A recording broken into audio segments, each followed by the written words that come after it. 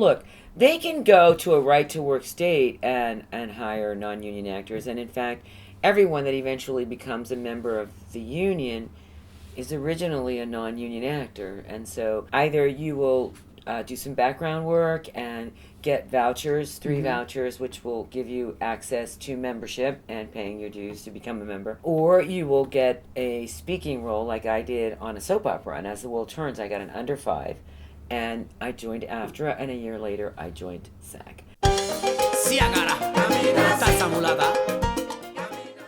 My first question to you is, what made you want to get into acting? There's stories in my family that I would go around when I was like 2 and 3 years old, and my dad would say that I look so skinny, and my mom she's so skinny, and I would say, yeah, because I'm going to be a ballerina. I just always wanted to do that.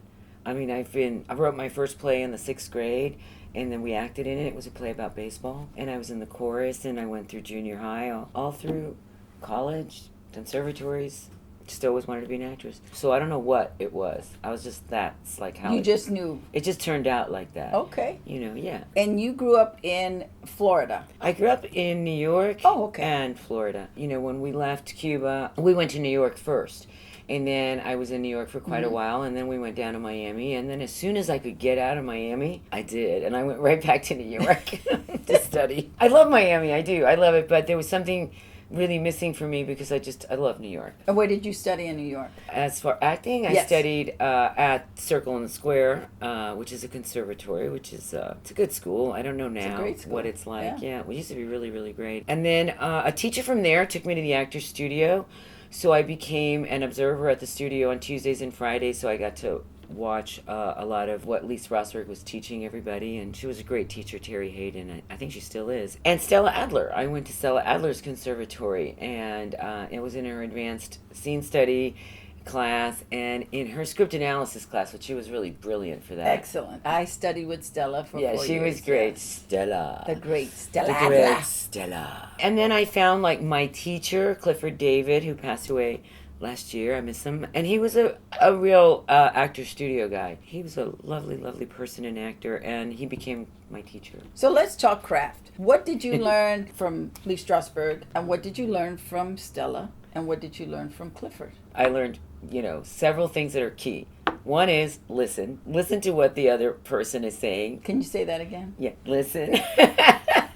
Please listen. The most important tool an actor has in his arsenal. Because it's all living in your ears, it's all happening there. Your reaction is going to happen if you're actually listening. And being in the moment was the second thing. Overall, just being relaxed, being present to the circumstance that you are in. Those 3 things overall. And I guess the key thing in acting is relax, but truly know what you're doing is really key. And that comes through listening and reading the play over and over. And that's another thing I learned. So there were really 4 things. Is to read, to fill your mind and your imagination with all the information that you can so that it can grow and expand and become a tool. So your body is your instrument. This is it. This is what we have. So Stella was real big on reading and researching. That was her thing. You had to read everything, you had to research, and you could not do a character if you did not know the whole life of that character. Yes. I remember having to go to the ER because we were doing a scene where I played a nurse. I had to go to the ER and actually shadow a nurse in the ER. Yeah. For an evening. Well, that was the difference. So there are 2 books written by Stanislavski. One is called An Actor Prepares, and another one is called Building a Character. And when Lee and Stella were in the early days and they were going over to Russia, and they found Vakhtangov and Stanislavski, and they were bringing back all these lessons to American actors, they kind of split. They divide. Yeah, they kind of... World War II happened then. A little bit, yeah. They did get, But, people say that, but I don't know. They were just teaching techniques. I would say Stella was teaching from the outside in, and Lee was teaching from the inside out. So Lee's focus was really on what your life could bring to the reality of the character. And in addition, he was all about finding that character, Yes. and presenting it so that we believed it. And Stella worked the other way around. She kind of worked from the outside in, do the research, find out the background, all this stuff, and then work it into you. They were really the same. Yes, but They were she like a was quarter. vicious toward him. I was in her class the day he died, and I thought, okay, when she comes in, she's going to say something nice about Lee Strasberg. No. She didn't? No, she says, I'm glad he's dead. That was what she said. That is so Stella, though. She did not back down. Yeah, no. She never backed down, and she wasn't somebody that you could easily just work for. But my God, I'm blessed. I worked with amazing masters that are no longer. So you got a really good foundation early on with your acting. I think so. I think I was super lucky. I was very, very lucky. And I had a little foundation too. I don't want to diminish that. I started off in a small community theater in Miami doing like these Spanish plays that were actually they were translations from British vaudevillian comedies, and they were wonderful. Yeah, I think I had a good foundation, and I continued to study. It didn't end. It doesn't end. Yes. Even the other day I was like picking up Joanna Merlin's audition book and going, okay, how can I make this audition better? Like, how can I work this? What am I missing? In my auditioning, because I think we go through roller coasters. Yes. When there's something that's really connecting. You're connecting with material. You're doing the work, and then other times, I'm sitting there going, I don't want to do this. Like, I hate this. Why I have an audition? Like, I literally freak out. Oh my God, is that an audition? You mean my it doesn't God. stop? It doesn't stop. And then there's other times like, all right, I got an audition. I'm going to go. I'm going to be so brilliant, You touched on something that I would love to unpack, which is the rehearsal process. How do you work your rehearsal process? Like when you first get the job, and you get your script and you start to memorize your lines, how do you start digging deep before you actually get on either a stage or a sound stage to get ready for the role? Look, I don't want to be pretentious about this. I don't know about digging deep anymore. Honestly, truth is, I don't know about digging deep anymore. I don't know if I have to go that deep anymore. I mean, I am a person now who's of a certain age, who's got a lot of life behind her, and if I go dig any deeper, it's just going to be pushing and overacting because it's all here, right? And thank God, available, hopefully. So the first thing I do is try to relax. And the second thing I do is read and read and read the script because, and this goes for auditions. I mean, William, my boyfriend, has like this thing with me because I always say, don't say the lines out loud till you have read those sides at least a dozen times. Because when you're reading, you are finding more and more possibilities for choices and maybe what that story is all about. There is no scene that you're going to audition for or that you're going to do that starts at the beginning and finishes at the end. Every scene starts in the middle and ends somewhere where it's going to go someplace else. The whole story does not happen in one scene. I read it a lot. And I do my best to relax so that I'm present and I can react to the person, whatever they're bringing at me. And from wherever I've made my choices, so there isn't like a whole lot of mystery to acting at this point, okay? But I would say for young actors, you should know there's a lot of mystery to acting. There just is, because the mystery is inside you and you need to keep discovering and uncovering and working out who you are and how you're going to fit into what you're doing. I still do that. It just is not as complicated as I used to make it when I was younger, but I think that's because I have a lot of life experience now. What is your opinion on actors who try to get other actors to agree with them in a scene? Well, they're doing their job. My job is to get you to do what I want you to do. I mean, I have an intention. It's just like here, like you have some intention, right? And I have some intention, which is oblivious to me at this point, really, to tell you the truth, Lydia, because, I love you. I came because you're my friend and I love you. And I love the show. But they're doing their job. If that's their thing, that's great. But that may not be what my character wants to do. So, okay, now we have a conflict. Conflict makes for drama, makes for comedy, makes for everything, right? So they want to... I told you. That was a setup. That was a setup. I just had to totally go there. set me up. That was a setup. I was like, don't you know that, Lydia? You know that. I don't know that. Like, that was such a setup. I just wanted to hear but an actor say it. Yeah, no, but I love it because, I think that a lot of people, when we're young and we're working with people that are big, like they've got a lot of experience behind them, you don't want to get taken by their intention and all of a sudden you're on their train. You actually have to know, like, this person's really strong. It's like getting into a boxing ring. I remember Estelle Parsons used to say, it's like you're boxing. She was great. I love Estelle. She's still great. So you're in that match. And I think young people need to know, like, don't let other actors sweep you away. Come in there strong with your intentions. And don't let famous actors tell you what they want you to do in the scene. And absolutely, in the end, famous actors sit on the toilet too. I didn't know that. I'm certain of it. Yeah, they're just like us. They smell like they do. They got bad breath in the morning. Yeah, they're just like us. We love them. We love them. Yes. That's so funny. Yes. But it is true. Yeah. They stink probably worse than we do. No, don't say that. I do. I don't know. I've been with a few of them. They just Lydia's been with us. Oh my goodness. Okay, Lydia. Apestoso. So who you been with? Not in that way. Just in the work. I heard that. Okay. I was like, really? Yeah. See, when you're listening, you can find out good stuff. Isn't that good? Yes. Isn't that good? Then you tell me after who you've been with, right?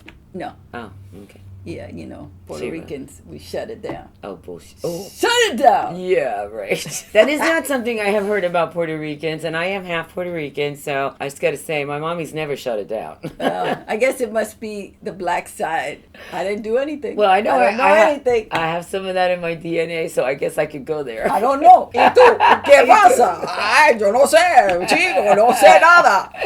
Yeah. That's kind of how it goes. That is kind of how it goes. Organization is really important for actors. So I've got this actors tool checklist to help you organize your stuff. All you got to do is put your name, your email address, hit the button, and then I will send you the checklist. And you'll thank me because you will organize your stuff and you will be ready to go out and take Hollywood by storm. Fill it out. You are probably one of the most politically savvy actors that I know. Thanks. No, I mean, you do your homework, you read, yes. You read everything. I do. You can debate anybody under the table. Probably. The best of the best. You can take them down. Oh, man, that's like, well, probably. No, you can. You can take them down. Did you start being an activist for actors at SAG, or were you always politically savvy and then started to advocate for actors at SAG? So I've always been an activist, right? Since I was actually a young teenager. I went to protests. I can't actually say what protests because it will totally age me, but trust me, I went to a lot of protests as a teen. And then when I finally got to New York, at first I was working a lot with the Polish Solidarity and Solidarność in the 80s, moving into the nuclear disarmament rallies that we had in New York. I was on that team. I translated all the flyers. So I continued to be interested in what was happening politically. And I think it's just in my DNA, I think that my mom's Puerto Rican, so she's just innately political all the time. And my dad is Cuban, although I wasn't raised with my dad in the home. As a small child coming from Cuba, politics was a really big deal in the household. And the thing is that, you get to choose. Like, after watching the whole thing, happen with the Cubans and the anger at Kennedy, and then Cubans moving toward republicanism, and then when Watergate happened and my Cuban grandmother turned to me and she's like, that's the last time I'm voting for a Republican. They are criminals. I think that Kennedy, I liked Kennedy. I didn't think he was right. She was hilarious. That's funny. Yeah, and that was it. So we had a lot of things going on, and then, we had my super, super liberal mom. I mean, I remember when Mommy came home from Woodstock. Oh, okay, wow. I was a little girl. So it was really interesting. I had great teachers. I have a junior high school teacher who was amazingly influential, and I was on the debate team, but what I did on the debate team was the dramatic interpretation competitions. Michelle Warner, she's still my friend on Facebook. Wow. She's awesome. Wow. She was a great teacher, so yeah, I was just always had that inclination, and I don't know that led me to volunteer my time and, actually run an election to get elected to volunteer my time for the Screen Actors Guild. And the new union is SAG-AFTRA. We merged it. I was getting very strange newsletters from the leadership, the member leadership at the time, because the union works with member leaders, and our staff. I just found it really strange. And I don't know what I was doing in 2008, but I got a check from a job I did, and there was no raise in it. So I called the union, and I was like, I got top of the show for this, but why am I being paid this? It should be this. The contract, I hadn't realized. I had been reading a little bit about negotiations having been stalled and problems with AFTRA and SAG. And so it was like 8 months, and we had no new contract. And I was like, wow, that's horrible.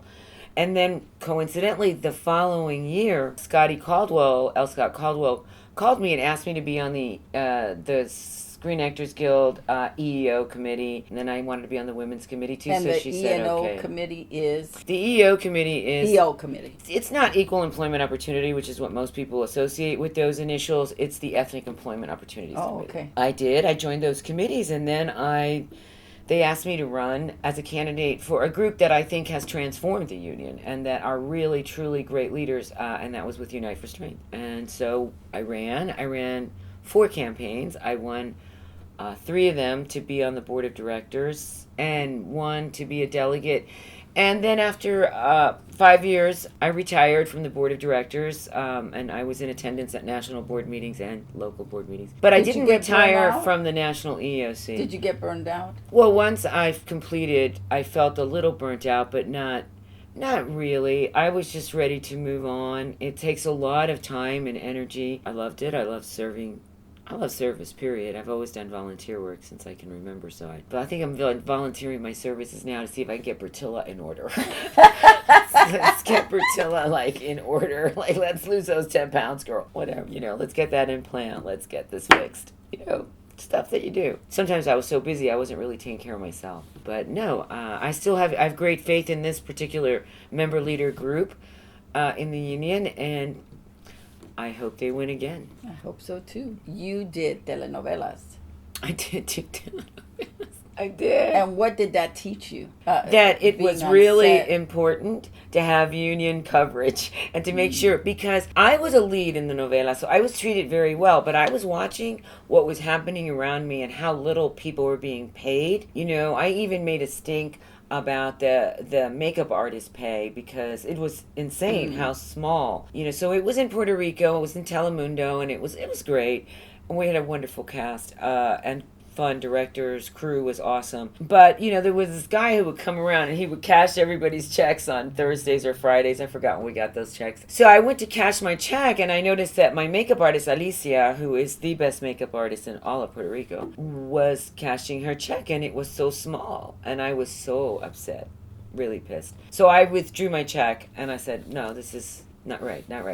And I went to the office of Don Angel del Cerro. El Don, yeah. That ran the Telemundo network in Puerto Rico. And I told him, I said, this is really bad what's happening. This cannot keep happening. And I think they gave him like a $5 or $10 raise a week. But it was something. At the beginning, they didn't want us to have separate dressing rooms for men and women. I was like, yeah, that's not going to happen. Sometimes I don't have a lot of, as we say in Spanish, hair on my tongue. So things just come out. You will not be silenced. I don't know. You know what? It's just how I am. I think that's I just Puerto Rican tendency. And Cuban too. And so it's a Caribbean thing. Yes. And so, I just voiced a lot of opinions. And I didn't ever want to work again in another telenovela. They overworked people. People were working 12, 13, 14, 15 hours a day, especially some of the leads and the lesser cast with less credits. So the conditions were not ideal. People, I don't feel, were taken care of. They were getting no health insurance. Really, it wasn't what the union grants us. But here's what's really cool. When I got on the board, they already had a Spanish language task force, which is led up by Hernan de Becky, who we love, and populated by a lot of people whose names I can't think of right now, but some really amazing actors that work in Spanish and English. They really wanted to unionize Spanish television. We did for commercials. And then when Universal bought Telemundo, the union and me complaining in national boardrooms, in local boardrooms, till the white people listened, and they did then. And then our executive director, David White, he went out. He began to see the issue. And the people from AFTRA, because had we not merged, I don't think we could have this contract. Because SAG had abandoned the Latino community except for covering in commercials. But AFTRA had extended a waiver, which I hated. It was a waiver that allowed actors who were union to work in Florida. I did not support the waiver, but I understood what they were trying to do. The people organizing for AFTRA on staff and members, combined with now the power of SAG, because the Screen Actors Guild is a very powerful union, and the backing of the Telemundo actors and the telenovela actors, and the screaming in the boardroom, and the backing of Hernan and the Spanish language task force, I think really brought together this amazing historic Telemundo contract. They are so happy. These actors are not going to get worked 18-hour days. They're not going to be diminished. They're going to make a living wage. They're going to get their health benefits. They're going to get some pension money put aside. So I'm really, really proud of that. So that's what I learned about Spanish television, is make sure you're in a union. That's what I learned. And I love Spanish television. You know, Mommy loves it. But I want to work in an environment that's really professional, and now with Miami unionized, maybe I go down there. That's awesome. Because it'd be great. It's an opportunity for us that we can act in Spanish. In the last couple of years, a lot of the companies have stopped hiring union actors, so they don't have to pay. They don't have to. Well, no, that's not actually true. I mean, if you say a lot of the companies, you know, you're talking about. There's thousands of companies. So you're speaking to an issue that we had in the commercials area. It's not happening in theatrical. In theatrical. Okay. Look, they can go to a right-to-work state and hire non-union actors. And in fact, everyone that eventually becomes a member of the union is originally a non-union actor. And so either you will do some background work and get vouchers, 3 vouchers, which will give you access to membership and paying your dues to become a member. Or you will get a speaking role like I did on a soap opera. And as the world turns, I got an under 5. And I joined AFTRA, and a year later, I joined SAG. Back in the day, you could do that. Yes. You could have a parent union. What did they call it? Grandfather UN. Yeah. Yes. Right. So, yeah, there's been talk of that, and what we did was we put out a campaign called The Best in the Biz. We've been calling them out. We have a very fearless leadership in staff and in member leaders, starting with Gabby, and our member leaders in the Unite for Strength ticket. These are the people fighting super, super hard, and the people that they've brought in and work together with from all over the country, because we are a national union. We have 25 locals. Together, we're much stronger. I don't have much to say about that, except that we're talking to you because you're so smart. Yeah, I was so smart. Yeah, you're smart, and but you're I mean, well informed. Because I think we have to be really, really informed is number one, and I think that's massive for actors. I mean, if you don't know what's happening in your union, you should, because just like all political situations, some people are putting out information that's perhaps not useful, perhaps misleading, perhaps out lies. No fake. We have a faction like that in the union, and then you have people that are really mean it's not just working. Donald Trump? No, it's not. Don't say that word. That's like a bad word. Don't say that word. I just call him the orange idiot. That's he's just an orange one. It's like an orange blur. It's going to pass. It has to if we're going to stay the country that we are. I think we're hitting hard. I think we hit hard. I think we made a dent. We began the Best in the Biz campaign with the commercials committee and the task force that they've put together. I don't know if that's the actual language they would use, task force, but there is a very big commercials community that's really on top of it. And they've been calling out the producers. They've been calling out actors working off the card. That's the way to actually impact it. It's like, don't undermine yourselves by working off the card, because you might get a payout right now, $200, $500 for something that's going to run that could make you 20 grand, in a regional ad, right. or 60 grand. In the foot. You're shooting yourself in the foot, and you're hurting the community at large. Yeah, but I think we're hitting hard on that, and I think we're making dents. It is not easy, and we are making dents. The internet is a really interesting thing. I do think that it is an amazing tool, because you can do all the research, you can find out things, you can see things. But I also think there's a little trap, and I really just want to warn actors out there. Don't compare yourself. I know that I'm like, oh my God, who got what? Really? You're going to fall into some trap, because celebrity has become like a culture of its own. And I think a lot of young people are trying to emulate celebrity culture and actually missing out on their own culture sometimes, on what they're really about, on what their family's about, and what their life, their block, their neighborhood their state, whatever their community. Emulating celebrity culture and comparing ourselves is a big trap, and I think the internet lends itself to that. So I think be really careful, but definitely use the internet to research and read, because you can read books and everything on the internet now. Books are lovely. Yeah. So you mentioned comparisons. Yes. That you have to be very careful about comparing yourself to other actors through the internet. Absolutely. I would argue with you that it started way before the internet. Yes. Because as actors, we're always comparing ourselves to other people. Why did they get the job? I didn't get the job. So I understand that, but I do agree with you in that social media makes it more intense. Yeah, I think that the issue is, look, you don't get a part, you're going to be maybe disappointed, or maybe not. Maybe you're happy you didn't get it, because maybe you didn't really want it, because sometimes you have to deal with your own stuff about what you're doing as an actor. That's one thing. What I'm talking about is comparing how they're doing something to how you're doing something. Like, oh, look, they put up more pictures. Oh, wow, they got more of this. Oh, wow, their whole thing is all like this. And my thing isn't that. I'm not good enough. They're better.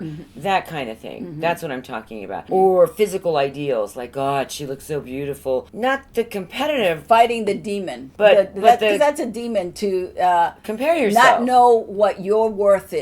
First of all, you got to know what you sell, because what I sell is different from what you sell. As an actor, if you are not sure of what it is that you sell, then anything becomes a distraction. Yes and no. Okay, so I agree with you. First of all, I don't think that we're selling anything, although there are some sales kind of involved. But, when you don't have control of the product, and I am not the person personally speaking to the person who's buying the product, because I don't speak for myself, right? We have agents, we have managers, we have casting directors in between, then there's marketing people. So there are a lot of people making that decision. So it's not direct sales, but you are putting out a product. Here's the product that I think you should be putting out. Some really good acting people do the work and put out some really good acting, because there aren't brands, okay? I mean, you could brand a show like this because this is a talk show. That's a branding kind of thing. I don't agree that actors should brand themselves. I think that, if you saw my comedy reel and my drama reel, there is a point where you would not even believe that was the same person, only 3 months apart, doing the same role. So I say brand yourself and promote yourself as an actor who knows how to act. Yeah. And stop comparing yourself to what everybody else is doing. Because that's their life. This is your life. That's what's important. I agree. I agree with that, in that you have to be secure about what it is you bring to the room, which hopefully is your acting chops. Absolutely. Is that you know how to break down a script, that you know how to speak, that you know how to talk with other actors, that you are a good listener. I agree, you have to know all of that, but you also have to know what it is that you sell that nobody else sells, because you don't always have control of certain things. You're being cast in a certain way. Your agent is going to put you in a certain box. And if you don't want to be in that box, then you have to change how you want to be perceived. I don't try to fool myself thinking I could do all things for all people. So I have to know, okay, I'm going to sell this. I sell urban. I don't sell Victorian. I sell urban. I sell a certain brand. I sell a certain essence. Yeah, I don't disagree with you on that. Look, everybody gets typecast. The thing is that you're right. There's a machine out there that is going to label us, and yes, look, Lupe Ontiveros made a very successful career out of playing maids. Maybe she just knew that's what she sold, if you want to put it that way. It went well for her. I'm sure Lupe had other talents. So yes, there's the machine, and there are the typecasting issues. With people of color, there's the urban issue, because, what they're really telling you when they're saying that you're not dark enough, not light enough, not this enough, is that you're just not ghetto enough, you're not urban enough, you're just not street enough for them. That's the deal. And we know that. We all know that, right? Because, if you don't look like what their idea of the drug dealer on the corner is, or the hooker down the street, you don't fit. Mm-hmm. And that becomes an issue for casting. But I think we're growing. I hope so. I think we're growing. So I get what you're saying. I don't disagree with that. But I think that it can be different for every single audition. Absolutely. But I think you have to know what the obstacles are, so that you figure out a different way. So if they're only casting you this way, can you do your own content? Can you create, your own show. Today, that's the option, right? And it's a great option for young people. Create your own material. There are other people doing that. I just worked with this really great, incredible young woman who is now pretty much about to hit the ground running. I mean, she got herself a California agent representing her as a director and a writer. So she directed a little horror web series that I did that's awesome. Awesome. I love that part. What's it called? It's called La Quinceañera, and it was really, really great. They're a writer, a director, a producer, and a cinematographer. It was a little group, and they have worked so diligently on their short films, and this is a genre that she really likes, that's what she goes for, and it's opened the roads for her because she said, I'm going to do my own material, and I'm going to produce my own stuff, and she did, and she's gotten a lot of acclaim for it. She's going to do well. And I think that's how you fight typecasting. Yeah. You know, on some level, I think that you take control of your career and say, well, you know what, you see me that way, but I see myself this way, so I'm going to do this. Because when you're being hired, they would like to cast you in how they see you. And that is how you're going to be cast, how they see you always. So I don't disagree with you, Lydia. I mean, I think that it really doesn't matter. Look, you want to be an actor, keep your eye on the ball, focus, do 10 times more work than you think that you're doing. Like, if you think you're doing a lot, do 10 times more because it takes a lot more. Whatever the trend is now, my day, the trend was slipping photos under the door of casting directors and agents and hoping that they would call. That's what we did back then. Right. Now it's whatever, Instagram, Snapchat, Facebook, whatever social media you can to promote yourself. In the end, it's got to be the work. Yes. In the end, it's the quality of your work. Yeah, you're going to get typecast. Look, they typecast everybody. Look at Brad Pitt, typecast as a leading man forever. But he's not. He's actually a character actor. Do you know? And when you see him in his later career, you see, oh, the guy now gets to play the roles that he probably really wanted to play. So they are going to always cast you as they see you. Maybe it is the way you see yourself and what you've been selling. That's great. Right. Maybe not. Right. Because I see myself as someone who can play a huge and wide variety of roles. And that's not happening. Although maybe I can't say that. Like if you look at my reels, well, but you have okay. a more diverse reel than a lot of Latinas. I do sometimes. But there's a lot of crying. Yeah, but you still have, because of your chops. We go back to the skill set. You gotta have that. Because of the skill set, your range is much bigger and the roles are much wider for you. Sometimes. I don't know. I don't think there's any rule. I don't think there's like one way to be. The only thing I always think is like, do your work. Know your work. Know what you're doing, Because I don't know. I think that luck plays a tremendous role in what happens in your life, and in particular in this profession. And I think that it behooves everyone to remember that. Some people just get luckier. I mean, I got lucky. But a lot of a lot of luck. Yeah, but you were prepared. Because sometimes, no, you came prepared. I've seen a lot of people get off the bus to be actors. I mean, we see it every season. Yeah. It doesn't change. You see so many people coming to Hollywood to try to make it, but it's the ones who are diligent, the ones who say, I'm here to win it, and the ones who are prepared. Because you can get people who come and they are lucky for that season, but they can't maintain it because they don't have the training. That happens. That's absolutely true. So in the end, it really is all about do your job and do it well, and know how to do it well. And if you want to put yourself into a thing, like you say, well, you're urban and that's your thing, then go with that. Because like I said, I don't really think there are any rules. There's no logic. There's nothing, happening. People write books. They do all kinds of things. I'm like, there really is no answer. It's whatever's going to inspire that person individually. And hopefully their commitment to providing a good work will make you last in this business too. That's because it. they can count on you. A lot of times you have young people because this business is for the youth. So you'll get a lot of young actors that get off the bus and get work right away. But they don't have the training. So then when that particular job dries up, they can't recreate another job. They can't go into another job and last. Their career is not lasting because they just got signed because they were young. But again, I'm going to go back to the same thing. Maybe they weren't trained and they didn't have the chops to sustain.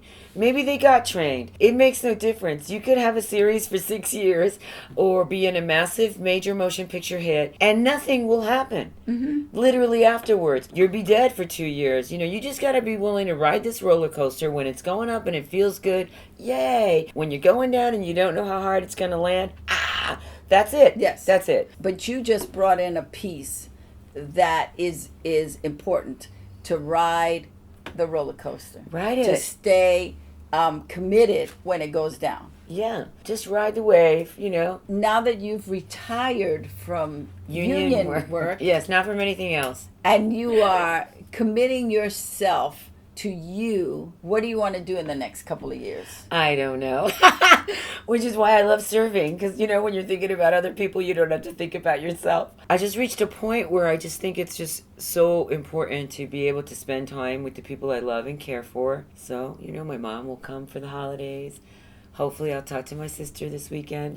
Having fun. Really being able to spend time with people that I love that I don't always get to see, and I get to see now because I'm not in a meeting. I'm not arguing some dumb political point with somebody in the union who, So that's paramount, right? Having fun. What Works. does fun look like for you? It can be anything. I mean, last night I went out with friends, and I think, I went a little overboard there, as maybe you could hear my voice. And we just went bar hopping. And it's funny because we were all tired, but by the end of the night, we were like dabbing. Well, yeah. We were like, level up, level up, level up. That's true. We were like, level up, level up. We were having so much fun. But that, that got me to bed like around 3:30. I was like, damn. A friend of mine just had a baby, and I'm just loving bringing food over there. I just love that. And having parties at the house, having dinners at the house. I have an amazing life partner. So I haven't lived with a man in a really long time. I'm not an old maid, though. I was married twice. So, and I have been with my partner, William, going on 8 years, November 8th. And we moved in together, good. you know. And William is a fantastic man. Isn't he great? I love William. Okay, that's it. All right. All the girls think he's great, and none of you girls can have.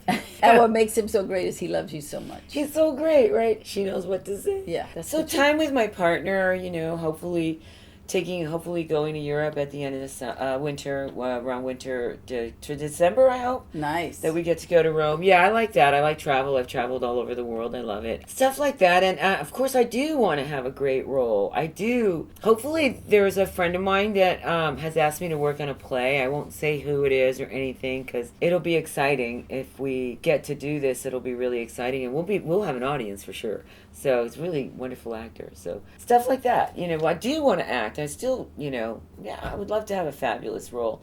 But, I'm like the queen of network, right? I've tested over 20 times, 25 times, I think. Okay, so let's talk about service. You've mentioned it several times. I've been listening, how you like to be of service. So what does service mean to you? It's an opportunity for me. Like, my altruistic reason is to come out of myself and to be over there caring for something that I hope is bigger than me and sometimes is obviously bigger than oneself. So that's what service is. It's the idea and the notion that you are committed to something other than yourself, bigger than yourself, and that hopefully will be helpful and useful to either a community or the entire world. How important is service to actors? I think it's crucial. I don't think this is just for actors. I think it's crucial for all people to serve and to understand what it is that we're here on this planet to do, and how service is really the way we create community and brotherhood, sisterhood, and that really good vibe. I mean, when people are doing good stuff, those little stickers, random acts of kindness that people put on their cars, and just random acts of kindness, that you may come across, somebody needing help with something, and how great you feel afterwards. You usually feel really good after you do something good, just like that, right? So, well, all that time could be, you could go work for AIDS Project LA, or volunteer at Children's Hospital, or get into a political group, or your community activism, your neighborhood watch. Or take care of your neighbor. Yeah, your neighborhood Doesn't watch. have to, but it could just be taking care of a neighbor. Exactly. A neighbor. Service can be anything. That's the beauty of service, yeah, right? I just lent a neighbor a really great dress of mine. That's service, right? It did a good thing, right? So, yes, serving. All about what you can do to make it good for everyone, including yourself, because I don't think people do things altruistically. I don't believe that. There's always something in it for everybody. And what's in it for me is, man, it feels good to serve. It feels really good to come out with new things and to negotiate contracts, for instance, at the union, and come up with great new things for actors, which is the latest group that I served with. Or it just feels good to take kids, on bike rides through Cape Cod, which I did back in the day, and we would get these kids from Harlem and we'd take them through Cape Cod. We had a blast, whatever. And to be clear, these were kids who were really doing really well in school, but they didn't have the opportunities to do field trips that other kids get. They had the finances or vacations that other children get. And so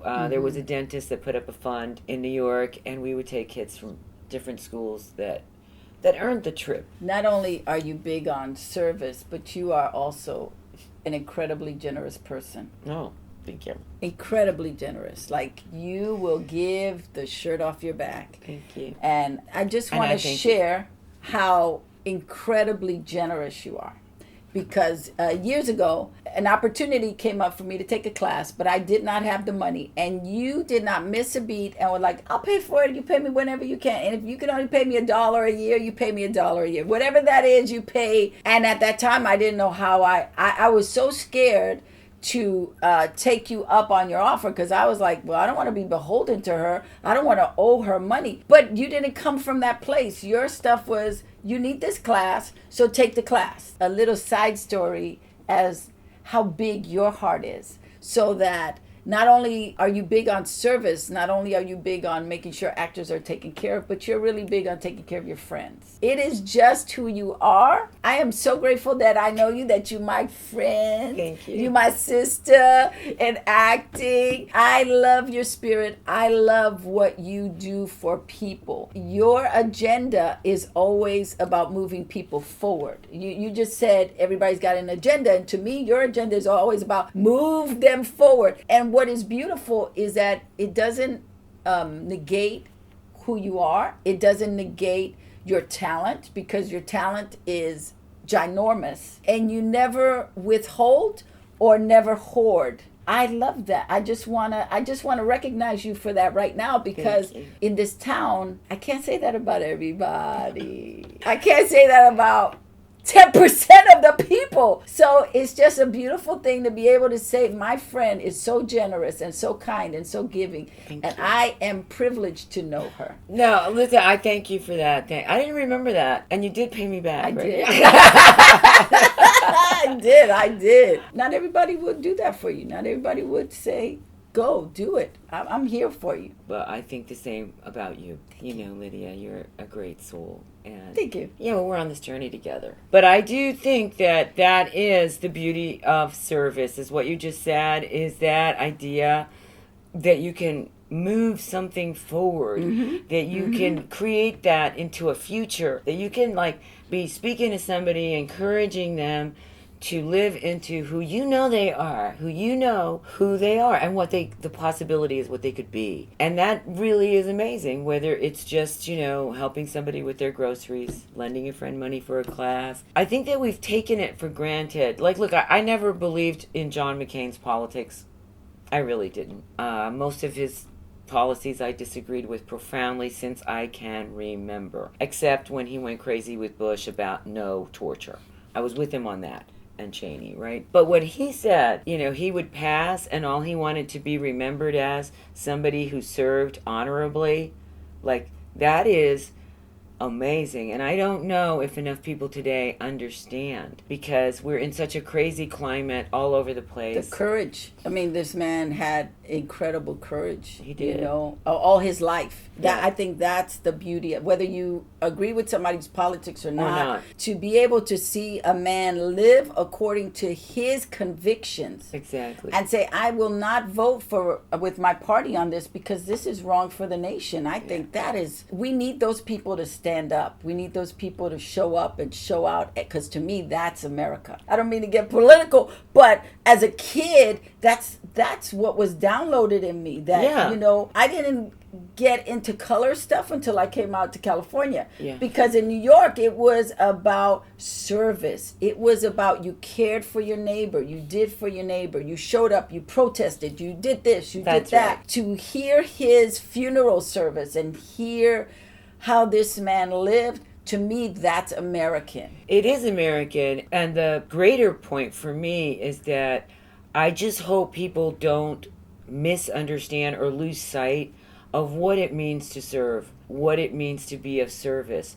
It's a tremendous gift that you give yourself and others. So nowadays, when people in this crazy political climate that we're in and this arena, I hope people don't take it lightly when people say that they're there to serve. They are there to serve, and that is an honorable thing. And I think that is something that whether you agree with them or not. Right, and I think that is something that separated America from a lot of countries for a long time, is that the nation as a whole had a thing of service. The Peace Corps. Shriver and the Peace Corps.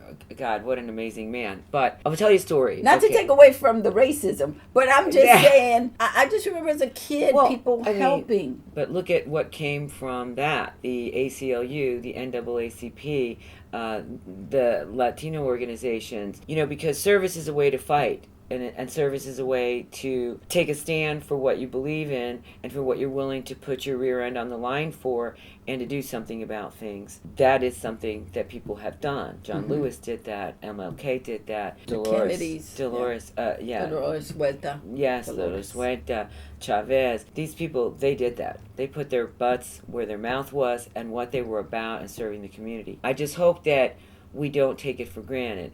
Well, I'll tell you a story about being American, because I've traveled a lot, and I agree.